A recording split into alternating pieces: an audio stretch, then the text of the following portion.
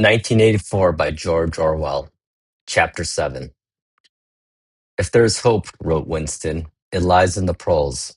If there is hope, it must lie in the proles, because only there, in those swarming disregarded masses, 85% of the population of Oceania, could the force to destroy the party ever be generated. The party could not be overthrown from within. Its enemies, if it had any enemies, had no way of coming together or even of identifying one another. Even if the legendary Brotherhood existed, as just possibly it might, it was inconceivable that its members could ever assemble in larger numbers than and threes. Rebellion meant a look in the eyes, an inflection of the voice, at the most, an occasional whispered word. But the proles, if only they could somehow become conscious of their own strength, would have no need to conspire. They needed only to rise up and shake themselves like a horse shaken off flies. If they chose, they could blow the party to pieces tomorrow morning. Surely sooner or later it must occur to them to do it. And yet, he remembered how once he had been walking down a crowded street when a tremendous shout of hundreds of voices, women's voices, had burst from a side street a little way ahead. It was a great formidable cry of anger and despair, a deep, loud "Oh!"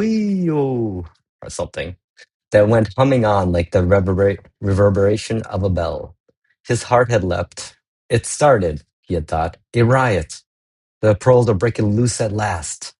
When he had reached the spot, it was to see a mob of 200 or 300 women crowding around the stalls of a street market, with faces as tragic as though they had been the doomed passengers on a sinking ship. But at this moment, the general despair broke down into a multitude of individual quarrels. It appeared that one of the stalls had been selling tin saucepans. They were wretched, flimsy things, but cooking pots of any kind were always difficult to get. Now the supply had unexpectedly given out. The successful women, bumped and jostled by the rest, were trying to make off with their saucepans while dozens of others clamored round the stall, accusing the stall keeper of favoritism and of having more saucepans somewhere in reserve. There was a fresh outburst of yells. Two bloated women, one of them with her hair coming down, had gotten a hold of the same saucepan and was trying to tear it out of one another's hands. Hang on here. For a moment they were tugging, and then the handle came off. Winston watched them disgustedly. And yet, just for a moment, what almost frightening power had sounded in that cry from only a few hundred throats? Why was it that they could never shout like that about anything that mattered? He wrote. Until they become conscious, they will never rebel. And until after they have rebelled, they cannot become conscious. That, he reflected, might also almost have been a transcription from one of the party textbooks. The party claimed, of course, to liberate the proles from bondage. Before the revolution, they had hideously oppressed by the capitalists.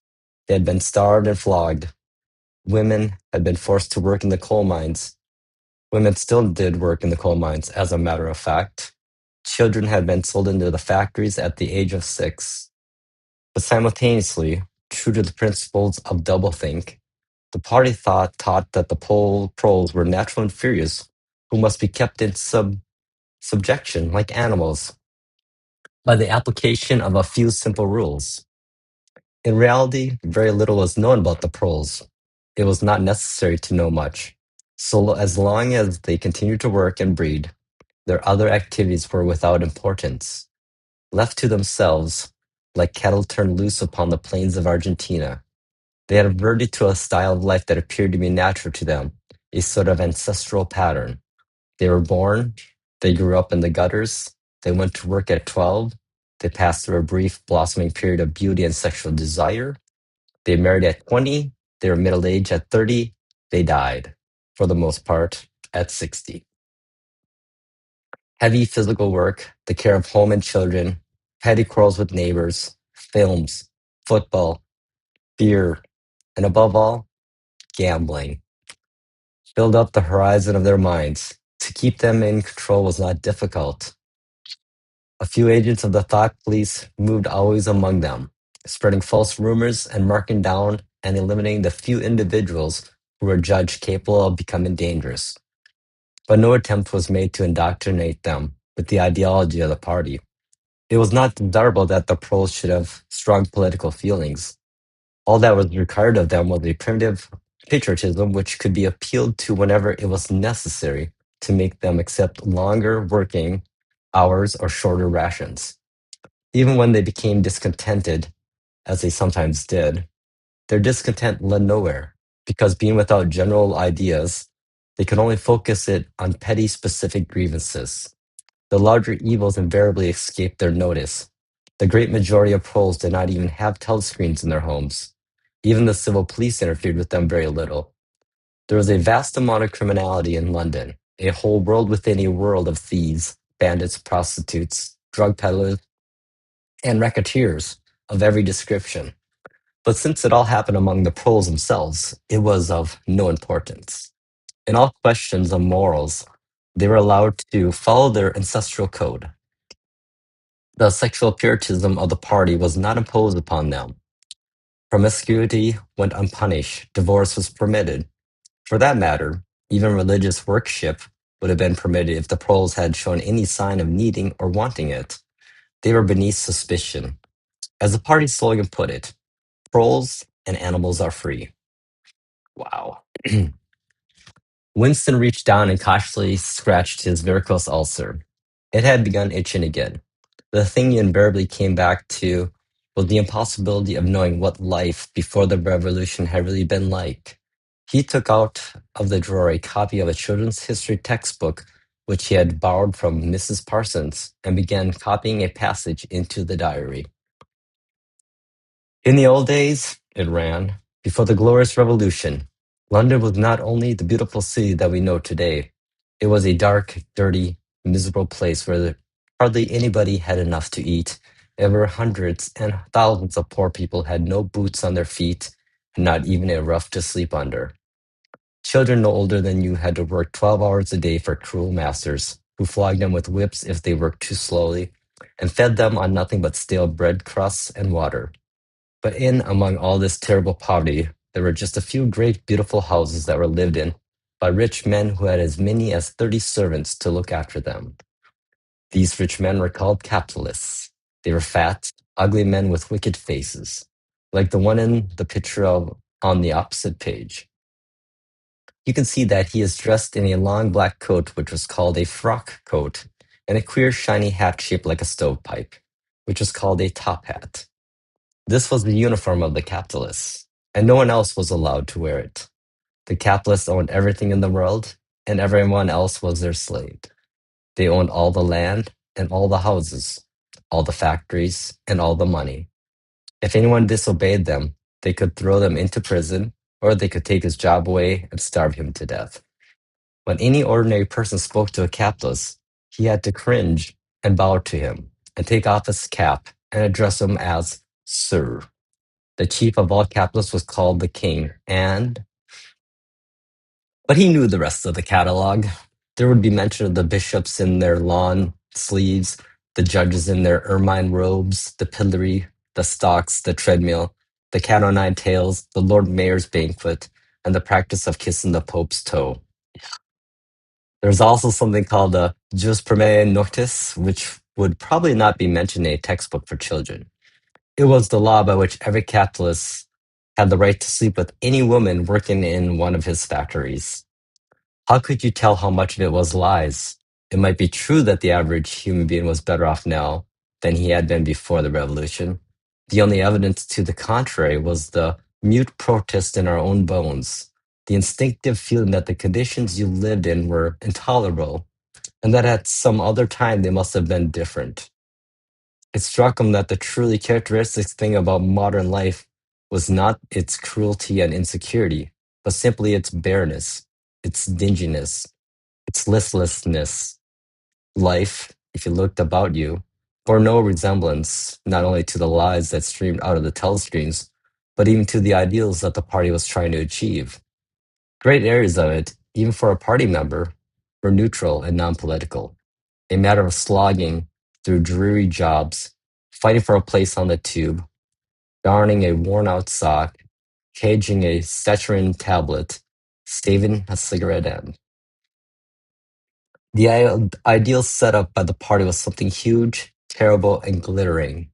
A world of steel and concrete, monstrous machines and terrifying weapons. A nation of warriors and fanatics, marching forward in perfect unity, all thinking the same thoughts and shouting the same slogans, perpetually working, fighting, triumphing, persecuting. 300 million people, all with the same face. The reality was decaying. Dingy cities where underfed people shuffled to and fro in leaky shoes, and patched up 19th century houses that smelt always of cabbage and bad lavatories.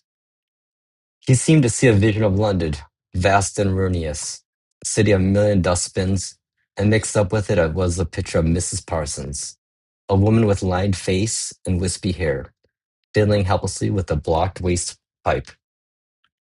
He reached down and scratched his ankle again. Day and night, the telescreens would bruise your ears with statistics proving that people today had more food, more clothes, better houses, better recreations, that they lived longer, worked shorter hours, were bigger, healthier, stronger, happier, more intelligent, better educated than the people of 50 years ago. Not a word of it could ever be proved or disproved. The party claimed, for example, that today 40% of adult Poles were literate. Before the revolution, it was said, the number had only been 15%. The party claimed that the infant mortality rate was now only 160 per thousand, whereas before the revolution it had been 300, and so went on. It was like a single equation with two unknowns. It might very well be that literally every word in the history books, even the things that one accepted without question, was pure fantasy. For all he knew, there might never have been any such law as that jus primae noctis, or any such creature as capitalists, or any such garments as a top hat. Everything faded into mist. The past was erased, the erasure was forgotten, the lie became truth. Just once in his life he had possessed, after the event, that was what counted, concrete, unmistakable evidence of an act of falsification. He had held it between his fingers for as long as 30 seconds. In 1973, it must have been. At any rate, it was about the time when he and Catherine had parted, but the really relevant date was 7 or 8 years earlier. Oh boy. The story really began in the middle 60s, the period of the Great Purges in which the original leaders of the revolution were wiped out once and for all. By 1970, none of them were left, except Big Brother himself. All the rest had by that time been exposed as traitors and counter-revolutionaries. Goldenstein had fled and was hiding no one knew where, and of the others, a few had simply disappeared, while the majority had been executed after spectacular public trials in which they made confession of their crimes. Among the last survivors were three men named Jones, Aronson, and Rutherford. It must have been in 1965 that these three had been arrested. As often happened, they had vanished for a year or more, so that one did not know whether they were alive or dead, and then had suddenly been brought forth to incriminate themselves in the usual way. They had confessed to intelligence with the enemy. At that date, too, the enemy was Eurasia, embezzlement of public funds, the murders of various trusted party members, intrigues against the leadership of Big Brother, which had started long before the revolution happened, and acts of sabotage causing the death of hundreds of thousands of people. After confessing to these things, they had been pardoned, reinstated in the party, and given posts which were in fact sinecures, which sounded important. All three had written long, abject articles in The Times, analyzing reasons for their defection and promising to make amends. Coffee break quick.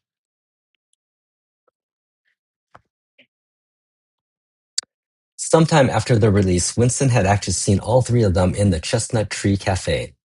He remembered the sort of terrified fascination of which he had watched them out of the corner of his eye. They were men far older than himself, relics of the ancient world, almost the last great figures left over from the heroic days of the party. The glamour of the underground struggle and the Civil War still faintly clung to them.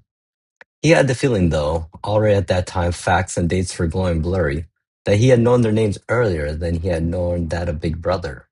But also they were outlaws, enemies, untouchables, doomed with absolute certainty to extinction within a year or two. No one who had once fallen into the hands of the thought police ever escaped in the end. They were corpses waiting to be sent back to the grave. There was no one at any of the tables nearest to them. It was not wise even to be seen in the neighborhood of such people. They were sitting in silence before glasses of the gin flavored with cloves, which was the specialty of the cafe. Of the three, it was Rutherford whose appearance had most impressed Winston. Rutherford had once been a famous caricaturist whose brutal cartoons had helped to inflame popular opinion before and during the Revolution. Even now, at long intervals, his cartoons were appearing in the Times. They were simply an imitation of his earlier manner, and curiously lifeless and unconvincing. Always they were a rehash of the ancient themes: slum tenements, starving children, street battles, capitalists in top hats. Even on the barricades of the capitalists still seemed to cling to their top hats. Oh wait, we just read in the past. He was a monstrous man, with a mane of greasy gray hair, his face pouched and seamed, with thick negroid lips. At one time he must have been immensely strong. Now his great body was sagging, sloping, bulging, falling away in every direction. He seemed to be breaking up before one's eyes, like a mountain crumbling. It was the lonely hour of 15. Winston could not now remember how he had come to be in the cafe at such a time.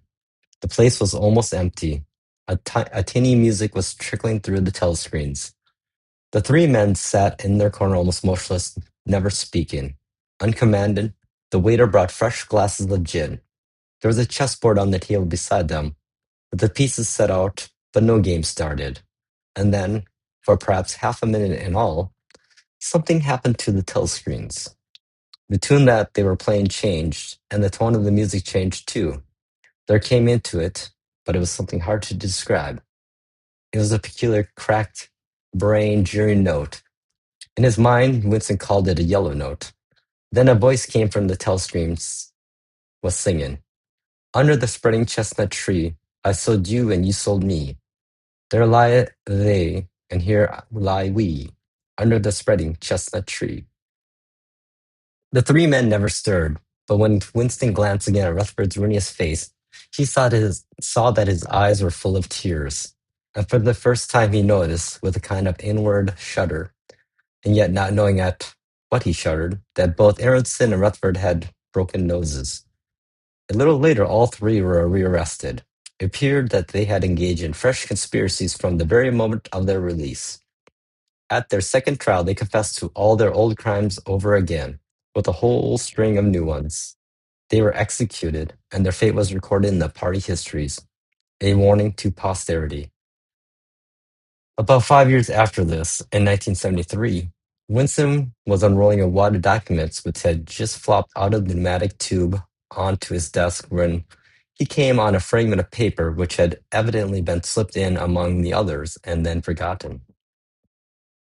The instant he had flattened it out, he saw its significance. It was a half page torn out of the Times of about 10 years earlier. The top half of the page, so that it included the date, and it contained a photograph of the delegates at some party function in New York. Prominent in the middle of the group were Jones, Aronson, and Rutherford. There was no mistaking them. In any case, their names were in the caption at the bottom. The point was that at both trials, all three men had confessed that on that date they had been on Eurasian soil. They had flown from a secret airfield in Canada to a rendezvous somewhere in Siberia, and had conferred with members of the Eurasian General Staff, to whom they had betrayed important military secrets. The date had stuck in Winston's memory because it chanced to be Midsummer Day, but the whole story must be on record in countless other places as well. There was only one possible conclusion. The confessions were lies. Of course, this was not in itself a discovery. Even at that time, Winston had not imagined that the people who were wiped out in the purges had actually committed the crimes that they were accused of. But this was concrete evidence. It was a fragment of the abolished past, like a fossil bone which turns up in the wrong stratum and destroys a geological theory. It was enough to blow the party to atoms, if in some way it could have been published to the world, and its significance known. He had gone straight on working. As soon as he saw what the photograph was, and what it meant, he had covered it up with another sheet of paper. Luckily, when he unrolled it, it had been upside down from the point of view of the telescreen. He took his scribbling pad on his knee and pushed back his chair so as to get as far away from the telescreen as possible. To keep your face expressionless was not difficult, and even your breathing could be controlled with an effort. But you could not control the beating of your heart, and the telescreen was quite delicate enough to pick it up. Oof. He let what he judged to be 10 minutes go by, tormented all the while by the fear that some accident, a sudden draught blowing across his desk, for instance, would betray him. Then, without uncovering it again, he dropped the photograph into the memory hole, along with some other waste papers. Within another minute, perhaps, it would have been crumbled into ashes. That was 10, 11 years ago. Today, probably, he would have kept that photograph. It was curious that the fact of having held it in his fingers seemed to him to make a difference even now, when the photograph itself, as well as the event it recorded, was only memory. The party's hold upon the past less strong, he wondered, because a piece of evidence which existed no longer had once existed? But today, supporting that it could be somehow resurrected from its ashes, the photograph might not even be evidence. Already, at that time when he made his discovery, Oceania was no longer at war with Eurasia. It must have been to the agents of East Asia that the three dead men had betrayed their country. Since then, there had been other changes. Two, three, he could not remember how many. Very likely, the confessions had been rewritten and rewritten till the original facts and dates no longer had the smallest significance. The past not only changed, but changed continuously. What most afflicted him with a sense of nightmare was that he had never clearly understood why the huge imposture was undertaken. The immediate advantages of falsifying the past were obvious, but the ultimate motive was mysterious. He took up his pen again and wrote, I understand how. I do not understand why. He wondered, as he had many times wondered before, whether he himself was a lunatic. Perhaps a lunatic was simply a minority of one. At one time, it had been a sign of madness to believe that the earth goes around the sun. Today, to believe that the past is unalterable. He might be alone in holding that belief, and if alone, then a lunatic. But the thought of being a lunatic did not greatly trouble him. The horror is that he might also be wrong. He picked up the children's history book and looked at the portrait of Big Brother which formed its frontispiece. The hypnotic eyes gazed into his own. It was as though some huge force were pressing down upon you, something that penetrated inside your skull, battering against your brain, frightening you out of your beliefs, persuading you, almost, to deny the evidence of your senses. In the end, the party would announce that two and two made five, and you would have to believe it. It was inevitable that they should make that claim sooner or later.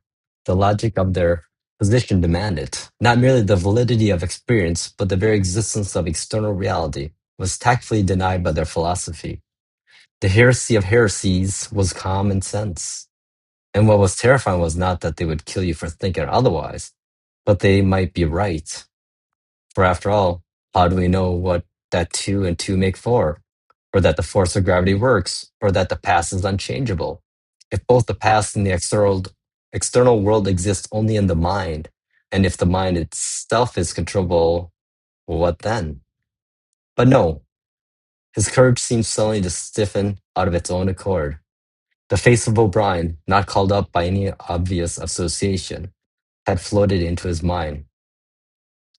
He knew, with more certainty than before, that O'Brien was on his side. He was writing the diary for O'Brien, to O'Brien. It was like an interminable letter which no one could ever read, but which was addressed to a particular person and took its color from that fact. The party told you to reject the evidence of your eyes and ears. It was their final form, most essential command. His heart sank as he thought of the enormous power arrayed against him, the ease with which any party intellectual would overthrow him in debate, the subtle arguments which he would not be able to understand, much less answer. Yet he was in the right. They were wrong and he was right. The obvious, the silly, and the true had got to be defended. Truisms are true. Hold on to that. The solid world exists.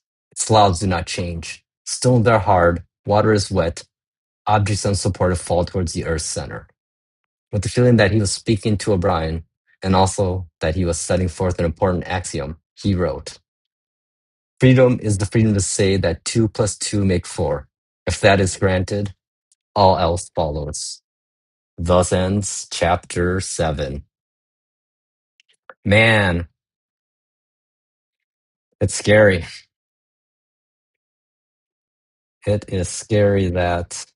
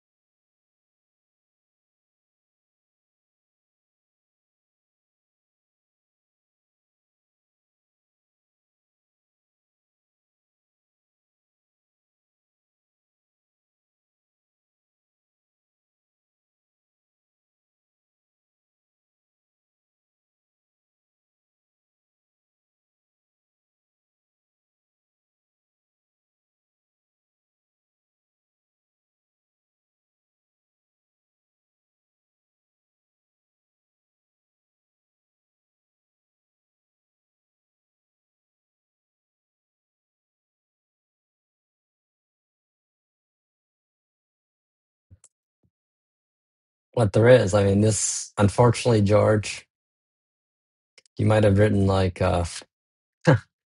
nonfiction maybe now. Is this the play? I feel like all these dystopian books I've read my whole life, about futures and everything is it seems like they're using that as a playbook right now. I don't know who they are really, but it's just the rich people. I don't know. Here's a conspiracy theory for y'all. Maybe the problem is why it's all happening right now is that maybe AI has already won and we just haven't realized it. Like they're just setting all this in motion from that. Oh, sorry. Ha, that was all for naught. Hang on. But anywho, I'm gonna stop for right now, check my video and my re-record this. So hi y'all. It's been real. Peace.